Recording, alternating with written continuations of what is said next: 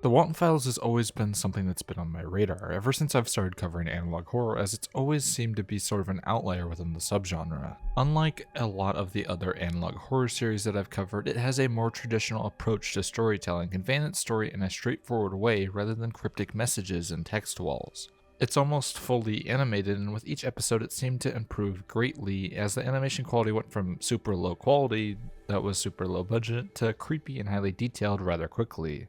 And even before the animation went up in quality, it still was more interesting than many of the other things I was asked to cover, and I could see past the lower quality of the animation because of the storytelling ability. However, while the main storyline was interesting, one of my personal favorites from the series was a one-off called The Mysterious House, which I have talked about in some of my other videos, which followed two kids going into a creepy, almost abandoned house where they would run into a tall orange rabbit and a sheep named the Watermans, who later that night would brutally murder them one by one. It's a classic example of stranger danger, and it was told in a way that made sense for the format. But to continue, what slowly started off as just another FNAF-style VHS series has fully fleshed out into a more intriguing and new world to explore. But as the animation got better and better, I got more and more excited for a new episode to come out, and then finally on October 31st, the long-awaited sequel to The Mysterious House came out.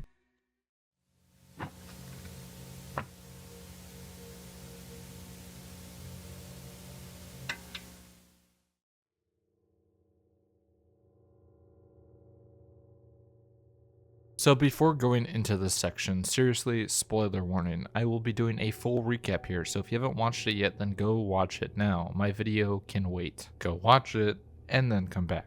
Also make sure if you aren't subscribed already to subscribe to the channel and like the video if you enjoy it. Okay, now that that's over with, the Return of the Pumpkin Rabbit begins with a group of trick-or-treaters, Jay, Dino, Ralph, and Paco, all going to the mysterious house, where upon arrival Jay explains the background of the house, which is, of course, that multiple groups of children went missing upon the meeting of the Watermans, but it's revealed that after Ducky and Tammy, the kids from the original mysterious house, went missing, parents took the Watermans and burned them alive in the town square. Then, despite Ralph's pleas, all of them except Ralph enter the house, where upon arrival they light a jack-o'-lantern, which causes a television to turn on in the room next door. When they walk into the room, they see Mrs. Waterman. However, she is beyond mangled and all stitched up and looking like more of a moving corpse rather than a living person. She looks distinctly different from the other characters in this, with a more animalistic design.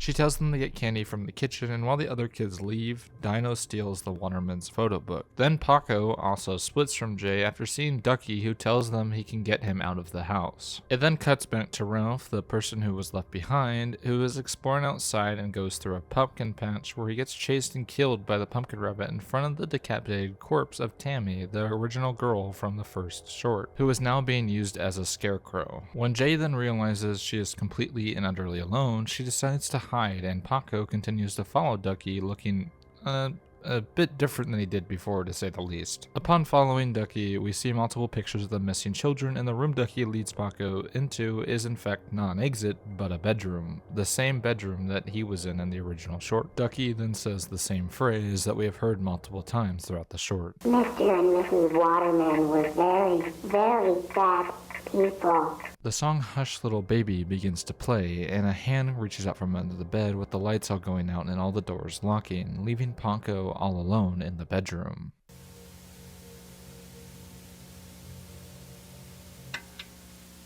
Back to Jay, who is hiding behind a cupboard, crying, when she hears what sounds like Ralph, but upon peeling the cupboard back, it's revealed to be this.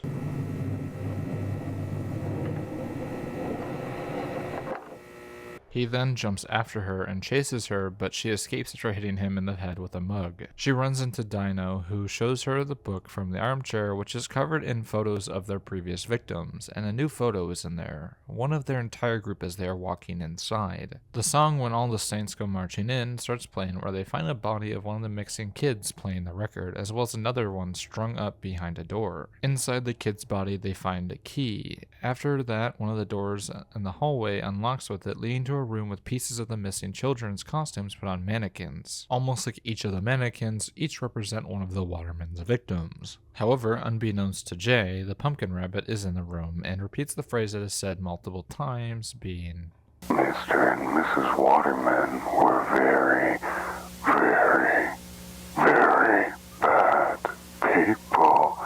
They then run away. When they find the bloody disguise of Paco, which causes Dino to drop the book. The kids are then attacked by both of the Watermans, but Jay quickly knocks off his mask, revealing the disfigured and mangled face of the pumpkin rabbit, looking suspiciously more canine than bunny. Jay then burns the book, causing the mannequins to all come to life and rip the Watermans apart. The two kids then pass out before being woken up by her father, the police chief, who gets them back into his car. But before leaving, they see two mannequins, which appear to both look exactly like the two Watermans. The short then ends with them driving away, with the bodies and ghosts of the children watching them as they drive away, and the jack-o'-lantern they lit at the very beginning rotting away.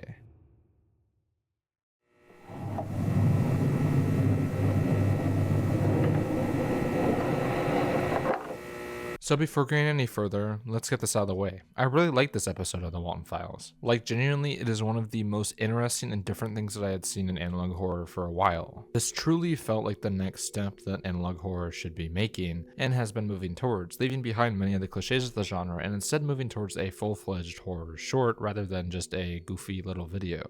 Like, seriously, there's almost no moments in this of the short that are just black screens with white text, and honestly, what a breath of fresh air compared to some of the other stuff I've had to look at in the past few months. Instead, this essentially drags analog horror more so back to its original horror roots, having a structure not much more different than you would see in traditional cinema. But it still keeps that analog horror edge to it, with the style still leaning heavily into those that are common within the subgenre, with the plenty of weird disturbing faces and long scares. There's hardly any jump scares within this, and honestly didn't find myself startled at all, instead mainly just on edge while watching, as you could really sense the palpable danger that these kids had gotten themselves into. Then there's the story. It's a story we've seen 1,000 times in horror now. A group of friends go to a supposedly haunted and creepy house within a neighborhood, but there's something evil truly going on within it. This is something that's been done in horror for decades, but it does its own twist on it, coming across more supernatural than many takes on it, without leaning too far away from the lore that was already built up within the mysterious house. But unlike the Walten Files, this sticks to a more grounded approach, which I know is kind of funny considering the story involves zombie talking animals killing children and bringing them back to life in a satanic ritual, but you just gotta trust me on this. It's grounded in the sense that it's relatable. I know with living in suburban neighborhoods, you would always hear about the house in the neighborhood that was evil or haunted, and there would be tons of rumors surrounding it. And there also were tons of stranger danger stories you'd be exposed to as a kid of children being kidnapped or killed to scare you into staying indoors, and this short does a good job in playing into all those. I can really tell how much the short has been influenced by the Texas Chainsaw Massacre, as the plot follows a very similar structure to it, with a group of people going into a house they shouldn't have, and I believe that even the bunny's outfit might be inspired by Leatherface, but I might be stretching slightly here. And then there's the scares. The scares in this are genuinely spectacular and some of the best I've seen in an analog horror short in quite a while. While none of these are blow out of the water frightening, each of them is extremely effective at conveying what is needed. One of my personal favorite scares in the short is when Jay is hiding behind the cupboard as you hear Ralph's voice. You know what's going to happen, as we the audience already know that Ralph has been killed by the rabbit. This of course is a perfect display and almost textbook example of the Hitchcock suspense tactic, as he was known for giving the audience all the information of what was going on, but leaving the characters themselves in the dark. And this scene does that, and it allows the suspense to flow in ways that many other analog horror series are unable to achieve, as it makes you wonder if Jay will really be able to get out of here alive. And then there's Ducky. I don't know what about it creeped me out so much while watching, but I think for me personally, it was seeing this innocent child around this horrific amalgamation, which made it so unsettling to me, but that's just might be me. It also has the trademark of a good analog horror series, with spectacular and creepy audio design throughout, with the soundscapes on display here leaving you on the edge of your seat, as the video almost seems like an assault on your ears. It also has a spectacular usage of creepy old music, which I loved in things like Mandela Catalog, as there's something just so off-putting and creepy about older music, and the short uses it at some points to a spectacular degree. For example, the usage of When the Saints Come Marching In is quite creepy and off-putting, especially when it's revealed where the sound is coming from, that of course being another mutilated body of a child.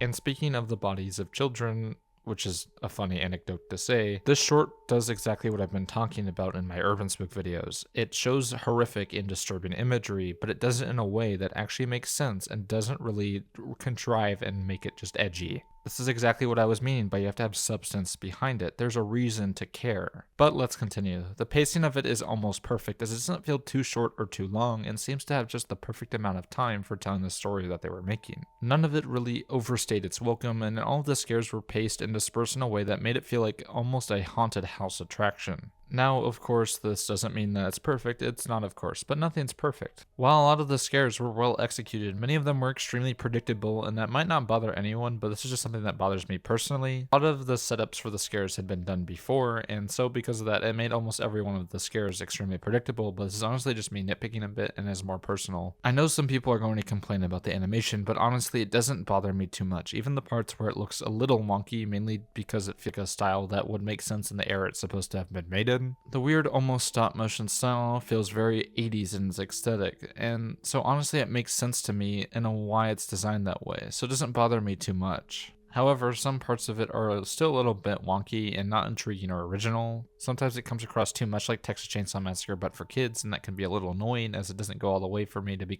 something completely different. But that, once again, could just be me being super nitpicky, but that's just things that stand out to me. And with all that being said, although I did thoroughly enjoy this one, coming up with a rating for it, I really couldn't give it anything higher than an 8 out of 10. Mind you, this is my analog horror scale, which is much different than my scale for actual horror films, as those have much more to grade off of, so an 8 on this scale would translate to roughly a 7 or a 6 on my film scale, for reference for people who think this is too high of a score, and for the people who think this score is too low. Mind you, this is the second highest score I've given an analog horror video so far, behind only the oldest view for reference. And with all that being said, I hope you enjoyed, and I will see you all next week.